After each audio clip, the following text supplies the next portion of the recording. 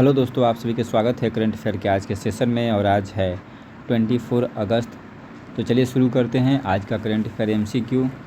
जो पहला क्वेश्चन है, उपराष्ट्रपति सीपी राधाकृष्णन ने किस राज्य के एलुरु जिले के मुसनुरु गांव में भारत का पहला गैर जीएमओ उच्च प्रसार पॉपकॉर्न मक्का हाइब्रिड बीज लॉन्च किया है?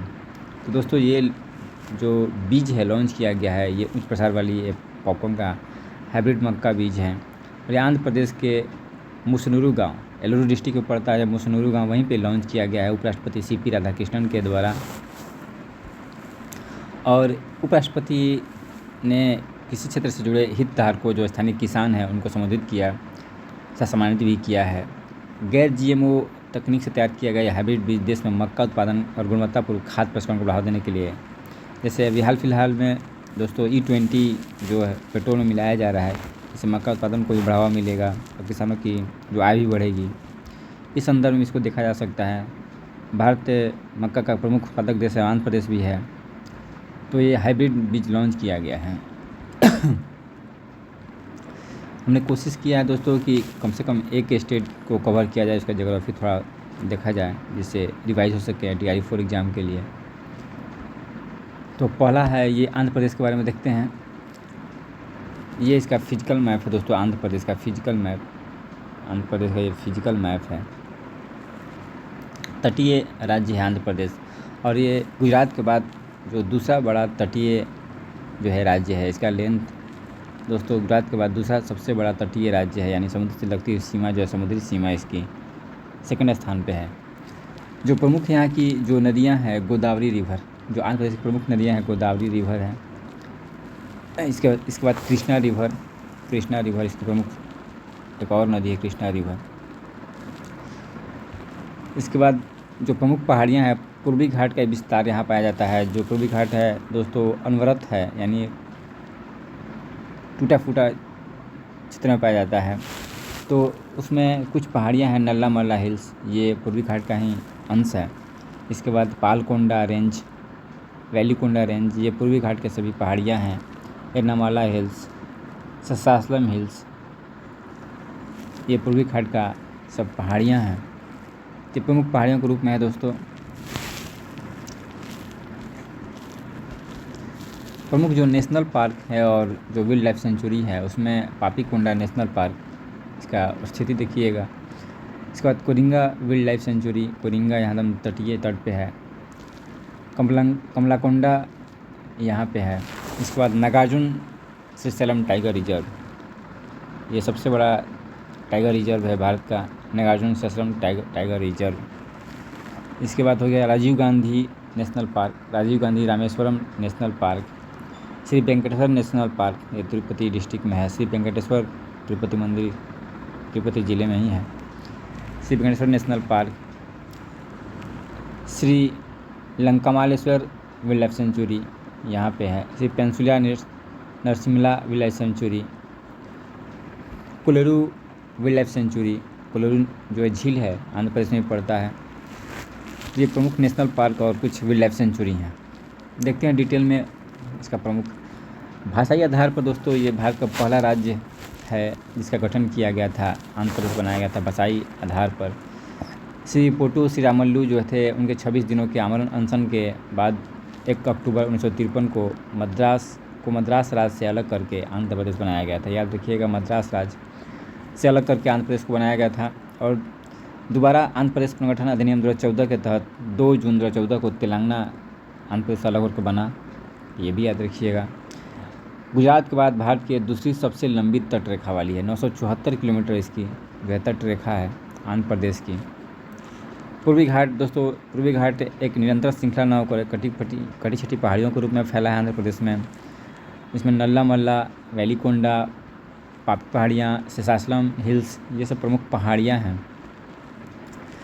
शेषाचलम पहाड़ियाँ, यहीं पे भारत का biosphere reserve, Seshachalam biosphere reserve एकमात्र प्राकृतिक आवास है। यहाँ पर रक्त चंदन भी प्राप्त होता है, यानी रेड सैंडर्स होते हैं, लाल रक्त चंदन, वो यहाँ पे मिलता है। प्रमुख नदियों में गोदावरी और कृष्णा है, दोनों बंगाल की खाड़ी में गिरती है और गिरने से पहले डेल्टा बनाती हैं। जो अन्य नदियाँ हैं, पेनार है, वंशधारा और नागावली, ये प्रमुख अन्य छोटी नदियाँ हैं। जो प्रमुख वेटलैंड्स एंड लेक्स हैं वो कलेरू झील, गोदावरी और कृष्णा डेल्टा के बीच मीठे पानी की झील है। एक रामसर साइट भी है। पुलिकट झील ये दूसरी सबसे बड़ी खारे पानी की तटीय झील है। उड़ीसा की चिल्का के बाद ये भारत की दूसरी सबसे बड़ी खारे पानी की तटीय झील है। श्रीहरिकोटा, ये दोस्तों इसरो का, पहले इसका नाम श्रीहरिकोटा था, अब सतीश धवन अंतरिक्ष केंद्र, यहाँ इसरो का एक सेंटर है जहाँ से रॉकेट प्रक्षेपण किया जाता है। प्रमुख टाइगर रिजर्व में नागार्जुन श्रीशैलम टाइगर रिजर्व भारत का सबसे बड़ा टाइगर रिजर्व है क्षेत्रफल के अनुसार। पापीकोंडा राष्ट्रीय उद्यान, श्री वेंकटेश्वर राष्ट्रीय उद्यान, ये सब प्रमुख नेशनल पार्क हैं। जो प्रमुख वन्य जीव अभयारण्य है उसमें कौंडिन्य वन्य जीव अभयारण्य, रोलापाडू पक्षी अभयारण्य, कोरिंगा वन्य जीव अभयारण्य, भारत का दूसरा सबसे बड़ा मैंग्रोव वन सुंदरवन के बाद यहाँ पे मिलता है। खनिज संसाधन में देखेंगे तो यूरेनियम कोरप्पा जिले की तुमालपल्ले खदान में यहाँ पे यूरेनियम का बड़ा भंडार है। अभ्रक, नेल्लोर जिले को अभ्रक की राजधानी भी कहा जाता है। भारत में अभ्रक का प्रमुख उत्पादक ये क्षेत्र है नेल्लोर। एस्बेस्टस से चूना पत्थर, कडप्पा बेसिन से चूना पत्थर का विशाल स्रोत प्राप्त होता है। इसके साथ ही साथ दोस्तों तटीय एवं समुद्री अर्थव्यवस्था यहाँ भी विकसित है क्योंकि ये तटीय राज्य है। प्रमुख प्राकृतिक जो बंदरगाह है वो है विशाखापट्टनम। अन्य जो प्रमुख बंदरगाह है काकीनाडा, कृष्णपट्टनम, गंगवारम और रामायपट्टनम। कला संस्कृति और जीआई टैग में देखते हो शास्त्रीय नृत्य, क्लासिकल जो डांस है, कुचिपुड़ी क्लासिकल डांस आंध्र प्रदेश का शास्त्रीय नृत्य है। और कलमकारी, सूती कपड़े पर हाथ से की जाने वाली प्राकृतिक रंगों की चित्रकारी है। श्रीकालहस्ती और मछलीपट्टनम शैलियाँ यहाँ प्रमुख शैली हैं, तो कलमकारी के लिए भी मशहूर है। प्रमुख जीआई टैग जो प्रोडक्ट्स हैं वो है तिरुपति लड्डू, जो तिरुपति में चढ़ाया जाता है। एटिकोपाका टॉयज लकड़ी के खिलौने होते हैं। कुंडामपल्ली, बोमाली, मछलीपट्टनम कलमकारी, अरका वैल्यू, यहाँ पे कॉफ़ी का उत्पादन किया जाता है और अरेबिका कॉफ़ी।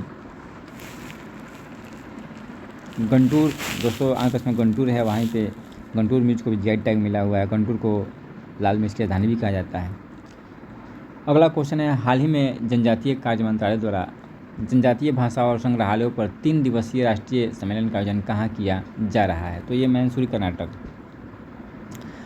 यहाँ पे 3 दिवसीय राष्ट्रीय सम्मेलन का आयोजन किया जा रहा है जनजातीय भाषाओं और संग्रहालयों को संरक्षित करने के लिए, और ये जनजातीय कार्य मंत्रालय द्वारा किया जा रहा है। सम्मेलन का दोस्तों उद्घाटन जो जनजातीय कार्य राज्य मंत्री दुर्गादास उइके द्वारा किया गया। और ये दोस्तों भारत का जो विकसित भारत 2047 का हमारा जो लक्ष्य है उसके अनुरूप है ये। और खास करके यहाँ पे कुछ प्लेटफॉर्म भी लॉन्च किए गए। आदिवाणी प्लेटफॉर्म मुख्य रूप से जो जातीय लैंग्वेज है उनको सुरक्षित करने के लिए, उनका दस्तावेज को सुरक्षित करने के लिए ये प्लेटफॉर्म है।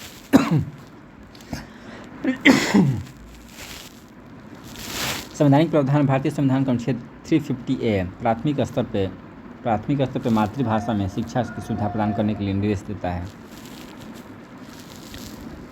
अगला क्वेश्चन है, हाल ही में आयोजित 9वें राष्ट्रीय सुरक्षा रणनीतिक सम्मेलन का आयोजन कहाँ किया गया?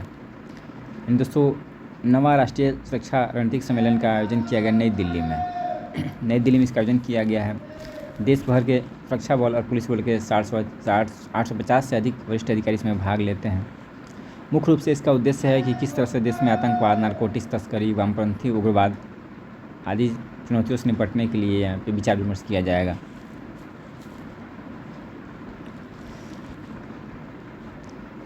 संवैधानिक ढांचा देख लेते हैं। भारतीय संविधान की 7वीं अनुसूची में कहा गया है कि लोक व्यवस्था यानी जो लोक व्यवस्था होगी और पुलिस ये राज्य सूची का स्टेट लिस्ट का सब्जेक्ट है।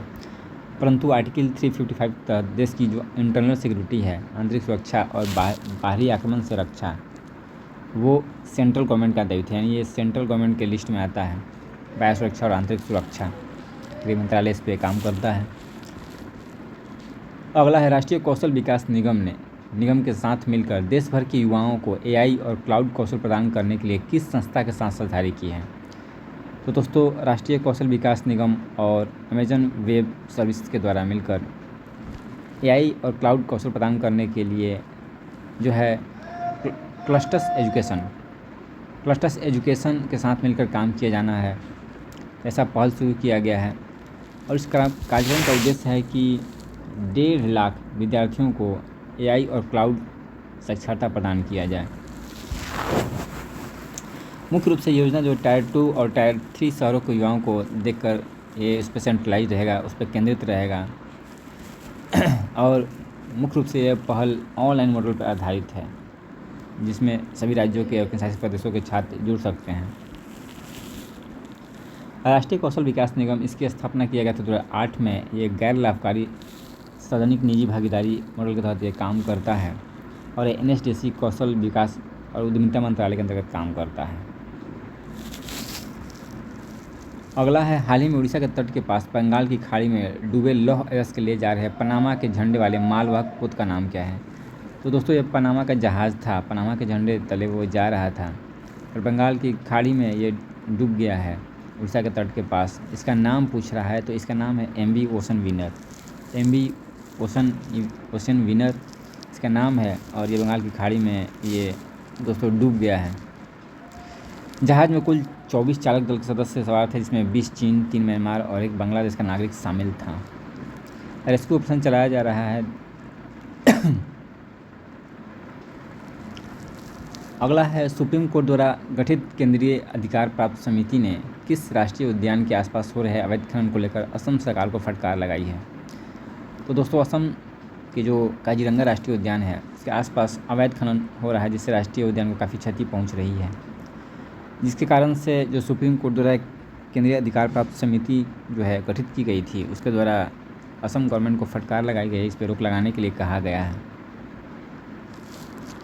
2019 में सुप्रीम कोर्ट ने काजीरंगा और दक्षिण सीमा और कार्बी एंगलोंग पहाड़ी, काजीरंगा के आसपास कार्बी एंगलोंग पहाड़ियाँ हैं, वहाँ दोस्तों अवैध खनन की जा रही है, तो पूरी तरह से अवैध खनन पे रोक लगा दी गई थी, परंतु चोरी छुपे अभी भी जारी है, इसके कारण से सुप्रीम कोर्ट को ऐसा कहना पड़ा।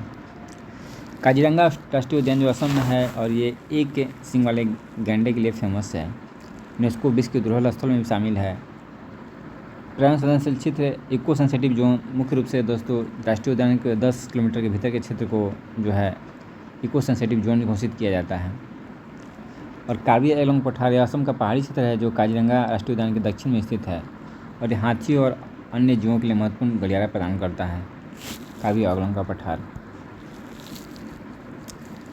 अगला है, वर्ल्ड ह्यूमनॉइड रोबोट गेम्स में किस देश के रोबोट्स ने 100 मीटर दौड़ में उसेन बोल्ट के विश्व रिकॉर्ड को तोड़ लिया है? तो दोस्तों चाइना के बीजिंग में वर्ल्ड ह्यूमनॉइड रोबोट्स गेम्स का आयोजन किया जा रहा था। इसमें 100 मीटर दौड़ में उस रोबोट्स ने, एक हाइब्रिड रोबोट्स ने उसेन बोल्ट के विश्व रिकॉर्ड को तोड़ा है। उसेन बोल्ट के द्वारा दोस्तों 2008 में जर्मनी के ओलंपिक खेल में, बर्लिन ओलंपिक खेल में 9.58 सेकंड में 100 मीटर का रिकॉर्ड जो स्थापित किया गया था, जो रोबोट के द्वारा ये 100 मीटर का जो दौड़ है 9.39 सेकंड में पूरा किया गया, तो ये रिकॉर्ड तोड़ दिया गया रोबोट के माध्यम से। तो दोस्तों आज के कंटेंट में इतना ही था। Thank you.